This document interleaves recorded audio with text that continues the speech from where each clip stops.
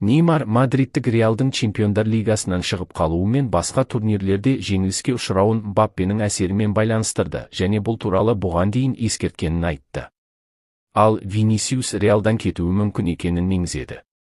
Венсан компани Бундеслигадағы жеңіс туралы пікір білдірсе, Гарри Кейн де осы жетістікпен PSG-ға қарсы матч жайлы ойымен бөлісті. Ресми түрде Ламин Ямаль үздік ойыншы деп танылып, сұхбат берді. Сондай-ақ Месси туралы да өз пікірін айтты. Тони Кросс мансабын қайта жалғастыру мүмкіндігі жайлы сөз қозғады. Альваро Арбелоа тағы да төрешілер мен Реалға қатысты әділетсіздік туралы пікір білдірді. Ал Бруно Фернандеш Манчестер Юнайтедтің мақсатын атап өтті. Басқа да қызықты жаңалықтар дәл қазір. Сәлем достар.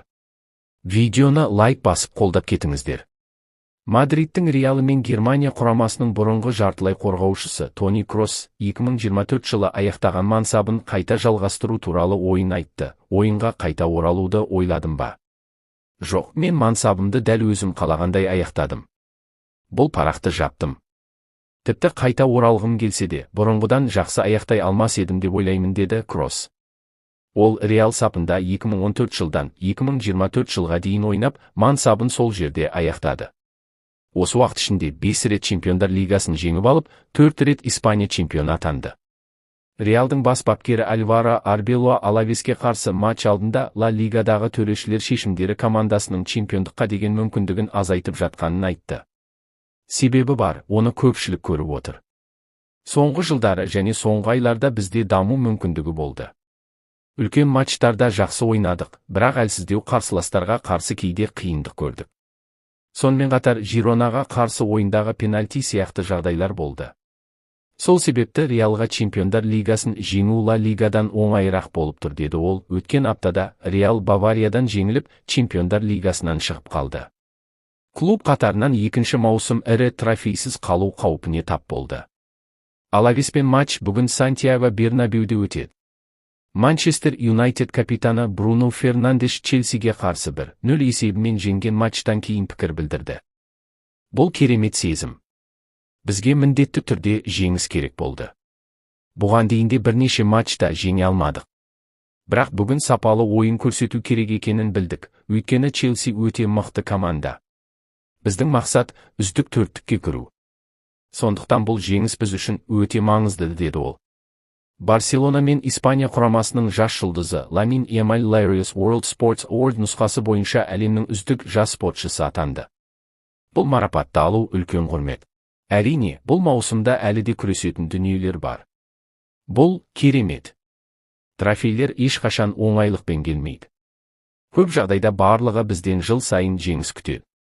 Бірақ оған жету үшін үлкен еңбек пен жанкештілік қажет. Енді маусымды жоғары деңгейде аяқтауымыз керек. Чемпионатта, Германия кубогында және Чемпиондар Лигасында. PSG-ға қарсы ойынға келсек, менің ойымша, Реалға қарсы матчтардан кейін бұл жолы PSG-ны жеңу қиын болмайды. Бірақ ойын өте ауыр өтетіні анық, бұған еш күмән жоқ, дейді Гарри Кейн. Оның сөзін журналист Флориан Плеттенберг әлеуметтік желіде келтірді. Мюнхендік Баварияның бас бапкері Венсан компани Германия чемпиондығын жеңіп алғаннан кейінгі әсерімен бөлісті. Бұл керемет сезім. Мен үшін әрбір титул алғашқысы секілді. Әйтпесе, бұл жұмыстың мәні болмас еді. Мұндай жетістіктер үлкен еңбекті талап етеді. Бұл тек осы маусым ғана емес, бірнеше жылдық еңбектің нәтижесі. Осындай сәт келгенде, одан ләззат алу керек. Мен эмоциямды жасыра алмаймын, бұл қалыпты нәрсе. Мені жұмыс барысында көрген адам соны біледі. Бірақ сонымен қатар сабырлылық та бар. Қазір ең маңыздысы осы сәттен рахат алу. Ертең біз әдеттегідей жұмысымызды жалғастырамыз. Статистикамыз жақсы, бірақ бұл әлі соң емес.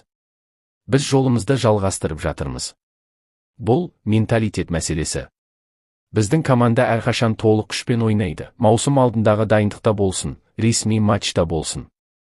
Біз құрамдағы шеберлікті пайдаланып, футболдан ләззат алғымыз келеді. Солай болып жатыр. Мен тоқтағым келмейді. Алдымызда шешуші апталар күтіп тұр. Біз жігерге толымыз. Бірақ бұл жолдың қаншалықты қиын екенін де түсінеміз. Өзімізге деген сеніміміз футболдағы ең маңызды құндылықтардың бірі, деді компания клубтың ресми сайтына берген сұхбатында. Соңғы апталарда Реал жазда Альваро Арбелоның орнына келетін бапкерді іздестіріп жатыр. Бақта бірнеше күтпеген есімдер аталды. Солардың бірі Мадридтік клубтың бұрынғы бапкері, аңызға айналған Жозе Моуриньюдің қайта оралуы. 2010-2013 жылдары Реалды басқарған Моуринью өз мінезімен және қиын жағдайда команданы өзгерте алатын қабілетімен есте қалған. Алайда оның қазіргі құрамға қаншалықты сәйкес келетініне күмән бар. Бұл жағдайға әсер ететін негізгі факторлардың бірі Винисиус Жуниордың позициясы. Команданың басты жұлдыздарының бірі әлі күнге дейін келісім-шартын ұзартқан жоқ, болашағы белгісіз. Соңғы ақпараттарға сәйкес, бразилиялық футболшы Моуриньюдің келуіне қарсы. Винисиус клуб басшылығына өз ойын жеткізіп, егер португалиялық маман келсе, Реалдағы мансабының жалғасуы күмән тудыратынын айтқан. Ол тіпті киім ауыстыру бөлмесінде әріптестеріне бұл жай ғана сөз емес екенін, қажет болса клубтан кететінін мәлімдеген. Клуб басшылығы жағдайға аса сақтықпен қарап отыр. Өйткені қатаң тәртіп пен командалық үйлесім арасындағы тепе-теңдік табыстың негізі. Моуриньюдің келуі тек бапкер ауысуы ғана емес, сонымен қатар команда ішіндегі атмосфераның өзгеруіне де әкелуі мүмкін. Дәл осындай ішкі теңсіздік бұрын Хаби Алонсоның кетуіне себеп болған еді. Сантос шабуылшысы Неймар Реалдың Чемпиондар лигасынан шығуына қатысты пікір білдіріп, тағы да Мбаппе туралы айтты. Неге Реал Чемпиондар лигасынан шығып қалмауы керек? Олар не, ерекше адамдар ма? Әрине жоқ. Әрқашан жеңе бермейсің.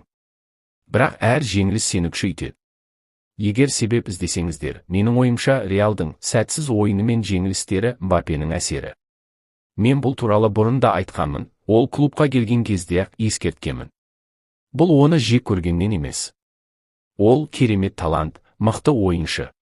Бірақ ол командалық ойыншы емес. Мәселе осында. Мен онымен бірге ойнадым, сондықтан не айтып тұрғанымды білемін. Сонымен қатар, Бавария бұл маусымда нағыз машина сияқты ойнап жатыр. Ал Реал Мбаппемен жақсы ойнау үшін оны толық бағындыра алатын бапкер керек. Әйтпесе ол қосалқы құрамда қалуы мүмкін. Егер бапкер оны дұрыс басқара алса, керісінше, Мбаппе Реалды қайтадан жеңілмейтін командаға айналдыра алады. Менің айтқанымды бәрі бірдей түсінбеуі мүмкін, бірақ сіздер себеп сұрадыңыздар, мен айттым. Чемпиондар лигасының фавориті Бавария. Бірақ PSG-ның да мүмкіндігі бар. Ал мен кімге жанкүйермін? Бұл жұпта ешқайсысына емес. Арсеналдың жеңгенін қалар едім, бұл жаңа нәрсе болар еді, бірақ оған сенім аз, деді Неймар. Осындай жаңалықтар, достар. Ал сіздер Неймармен келісесіздер ме? Осымен бүгінге бәрі. Видеоны лайк басып қолдаңыздар, біз тырыстық. Каналға жазылуды ұмытпаңыздар.